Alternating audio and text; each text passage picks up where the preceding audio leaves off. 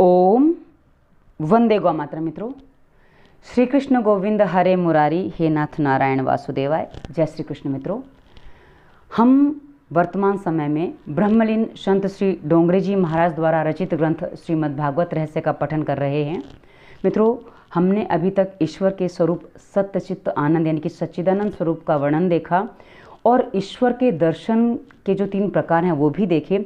आज हम देखने जा रहे हैं, आज हम पढ़ने जा रहे हैं कि ईश्वर को हम प्राप्त करें यानी कि ईश्वर को हम मिल जाएं। उसमें हम कैसे, क्योंकि हम ईश्वर को प्राप्त नहीं कर सकते, ईश्वर में हम कैसे मिल जाएं उसके भी 3 प्रकार बताए हैं, कर्म मार्ग, ज्ञान मार्ग और भक्ति मार्ग। आज हम उसकी चर्चा करने जा रहे हैं। चलिए आगे बढ़ते हैं। उपनिषद से यानी कि उपनिषदों के ज्ञान से ईश्वर का अपरोक्ष साक्षात्कार होता है, परंतु श्री व्यास जी ने विचार किया कि उपनिषदों की भाषा गूढ़ है, सामान्य मनुष्य इसे समझ नहीं सकेंगे। उपनिषदों का ज्ञान तो दिव्य है, परंतु अपने जैसे विलासी लोग वैसे दिव्य ज्ञान का अनुभव नहीं कर सकेंगे। कारण मनुष्यों के जीव अति विलासी हैं, इसलिए ज्ञान मार्ग से जीव ईश्वर के पास जा सके यह असंभव है। अति वैराग्य के बिना ज्ञान मार्ग में सफलता नहीं मिलती। इसलिए हमारे शास्त्रों में कहा जाता है कि विद्यार्थी को सुखार्थी नहीं होना चाहिए, क्योंकि जो सुखार्थी उसको विद्या नहीं मिल सकती, क्योंकि ज्ञान का मार्ग ही वैराग्य वाला है कि उसमें सब कुछ आपको छोड़ना पड़ता है। ज्ञान की बुनियाद है वैराग्य, ऐसा अति वैराग्य प्राप्त करना कठिन है। श्री सुखदेव जी महाराज को ऐसा अति वैराग्य प्राप्त हुआ था। जन्म होते ही उन्होंने वन की ओर प्रयाण किया था और पिता से कहा था, आप पिता नहीं हैं और मैं पुत्र नहीं हूँ। वेद त्याग का उपदेश देते हैं, शास्त्र सब कुछ छोड़ने को कहते हैं। शास्त्र तो कहते हैं कि काम छोड़ो, क्रोध छोड़ो, परंतु मनुष्य कुछ छोड़ नहीं सकता। जो साधारण 5 सुपारी भी नहीं छोड़ सकते, वे काम क्रोध लोभ किस प्रकार छोड़ेंगे? वे घर का त्याग किस प्रकार करेंगे? सर्वसाधारण मनुष्य को तो कुछ करना ही नहीं है और कुछ छोड़ भी नहीं सकता, परंतु वेदांत शास्त्र तो कहता है कि सब कुछ छोड़कर सर्वस्व का त्याग करके ईश्वर के पीछे पड़ोगे, तभी तो ईश्वर को पहचान सकोगे, उनसे मिल सकोगे। सर्व का त्याग, सर्वस्व का त्याग तो साधारण मनुष्य के लिए संभव ही नहीं है। क्योंकि साधारण मनुष्य कहा ना इन्होंने कि जिस प्रकार वो बीड़ी सिगरेट पान सुपारी ये तंबाकू गुटखा नहीं छोड़ पाता, वो ईश्वर की तरफ तो जाता ही नहीं, उसका ध्यान ही नहीं जाता, तो आगे वो क्या करेगा। अब यहाँ वेदांत ये उपनिषदों के बारे में कुछ बात बताई गई है। वेद के 4 भाग बताए गए हैं। वेद के 4 भाग हैं, संहिता, ब्राह्मण, आरण्यक और भाष्य।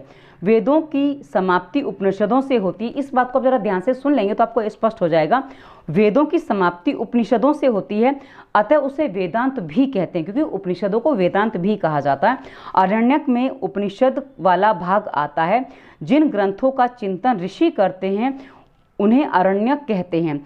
बंगलों में भोग विलासों में रहने वालों का उपनिषदों के अध्ययन में अधिकार नहीं है, क्योंकि उपनिषदों का अध्ययन करने के लिए वैराग्य की आवश्यकता होती है, और जो बंगलों में भोग विलास में रहते हैं वो वैराग्य नहीं अपना सकते, इसलिए वो अधिकारी नहीं है, ऐसा कहा गया है। अपने जैसे संसार में फंसे जीव उपनिषदों के ज्ञान को पचा नहीं सकते। इन सब बातों का विचार करके भगवान व्यास जी ने श्रीमद् भागवत सप्ताह की रचना की है।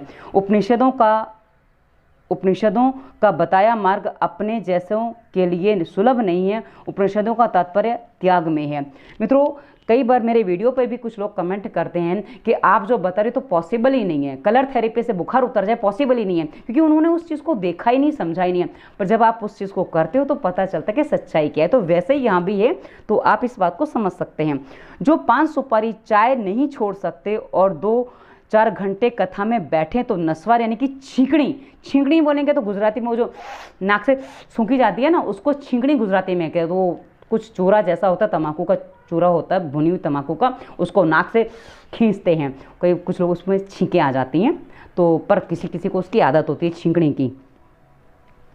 तो 2-4 घंटे कथा में बैठे तो भी नस्वार यानी छींकणी की डब्बी छोड़ नहीं सकते, वे काम क्रोध आदि विकारों को कैसे छोड़ेंगे?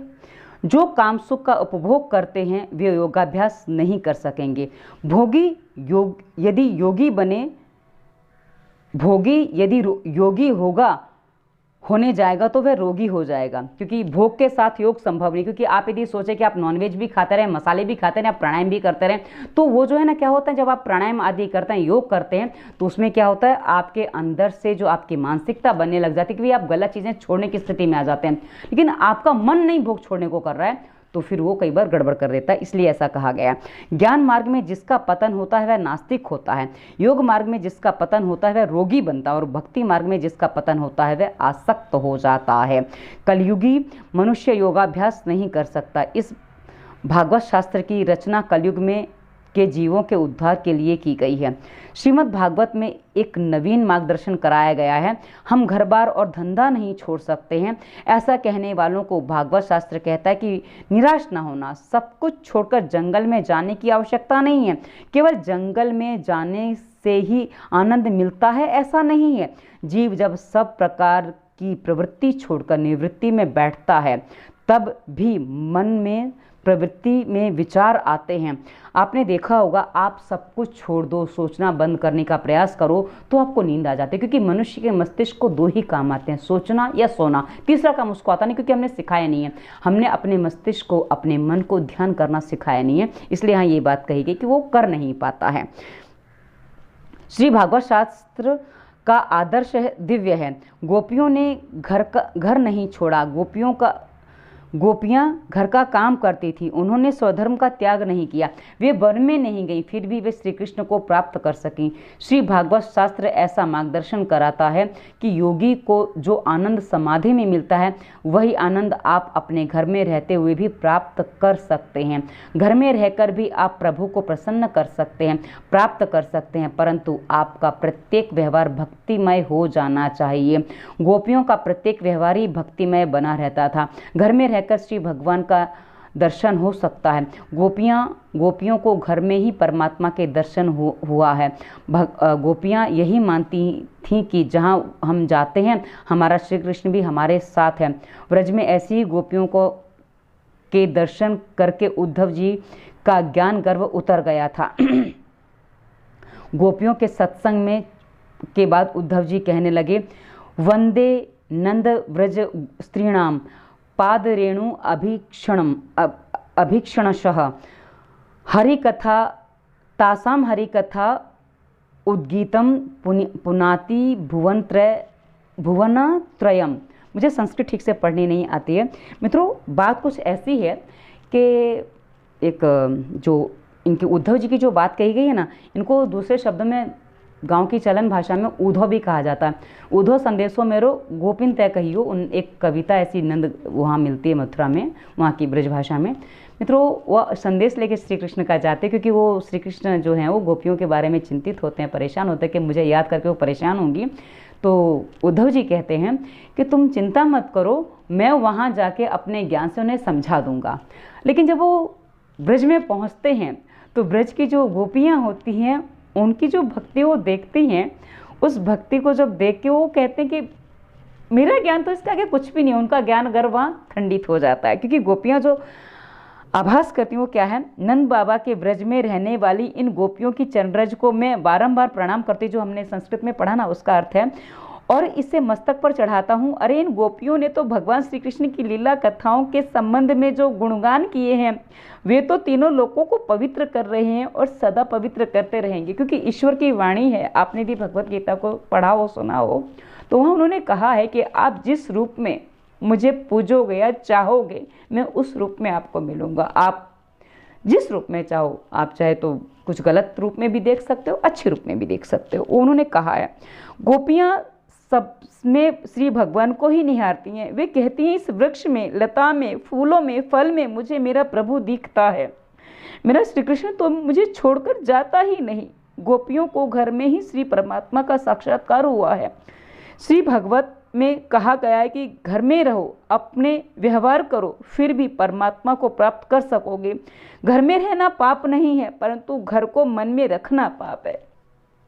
हम कई बार क्या करते हैं, अपने घर में तो हमारा घर हमारे मस्तिष्क में, क्योंकि घर के व्यवहार चलते रहते हैं, पर हम कहीं तीर्थ यात्रा वगैरह जाते हैं, वहाँ भी हम घर की चिंता करते हैं, तो ये घर मन में रहना हो जाता है।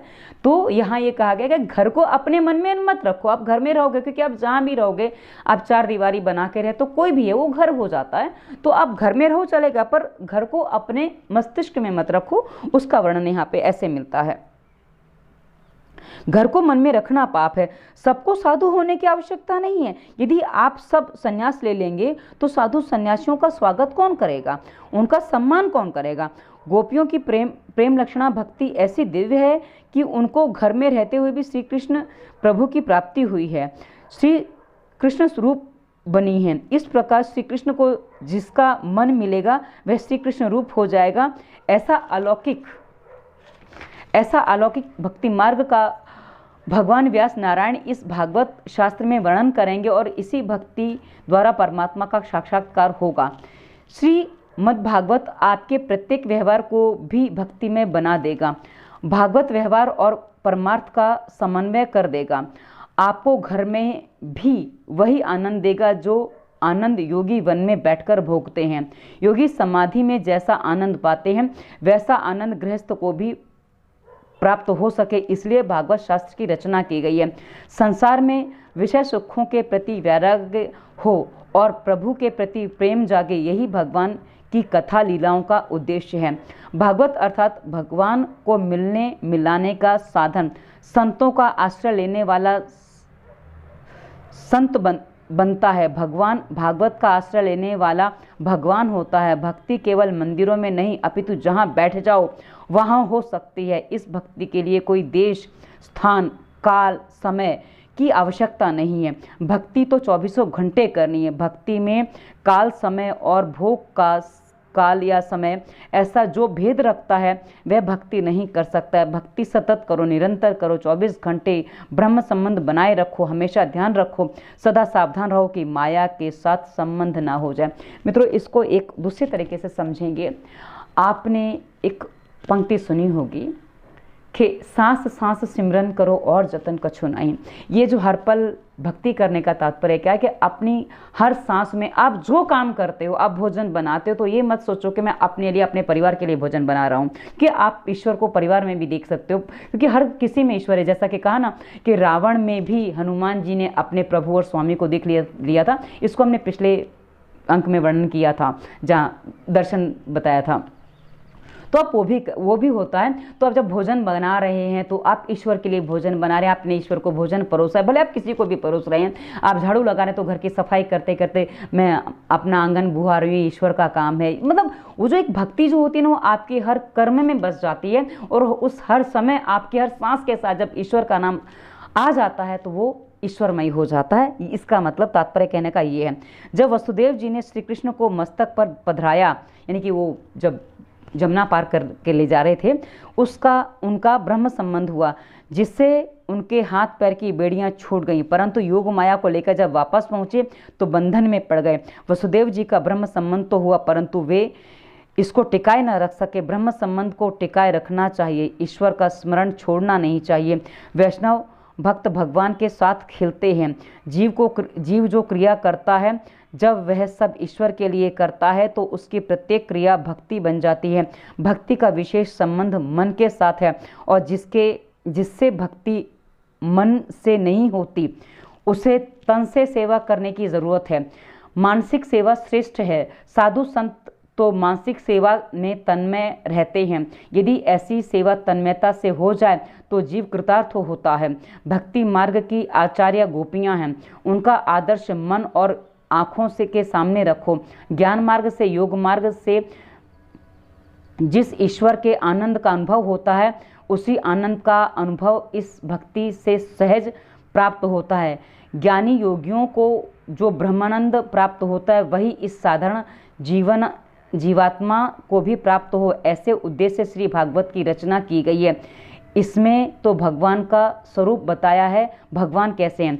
अभी तापत्रय विनाशाय, ये जो आगे का जो है इसको हम अगले अंक में इसकी चर्चा करेंगे। पर अभी जो यहाँ कहने का तात्पर्य, मैं इसको और थोड़ा सा शॉर्ट में आपको विस्तार से बता दूं ताकि आपको अच्छे से समझ में आ जाए। मित्रों, जैसा कि मैंने कहा ना, अभी हम हर काम भक्तिमय कर सकते हैं। हम हर समय जो कर रहे हैं ईश्वर के लिए कर रहे हैं, ये जब हम भावना बना लेते हैं तो उसमें सब चीज़ें वैसे ही आ जाती हैं। और इसको हम जब करते हैं, आपने एक बात और जानी होगी कि स्वामी रामदेव जी से मैंने ये बात सुनी है कि बुरे काम करने की कितनी भी इच्छा हो, कितना भी मन करे, कभी मत करना, क्योंकि वो आपको बुरे मार्ग पर ही ले जाएगा। किंतु अच्छा कार्य करने की कितनी भी इच्छा ना हो, उसको अवश्य करना, क्योंकि वो आपको अच्छा मार्ग दिखाएगा।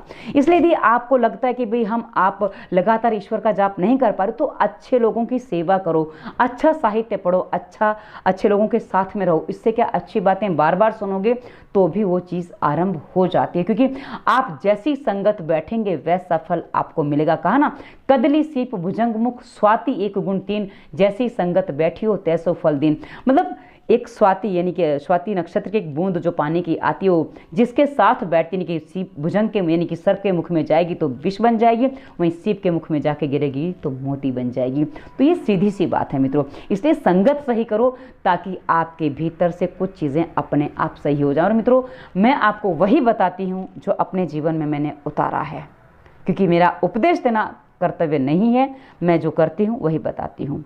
तो आशा है आपको स्पष्ट हुआ होगा ये मार्ग कौन कौन से हैं। तो आगे की हम चर्चा त्रैता विनाशाय हम आगे करेंगे। श्री कृष्ण गोविंद हरे मुरारी, हे नाथ नारायण वासुदेवाय। जय श्री कृष्ण। धन्यवाद। वंदे मातरम।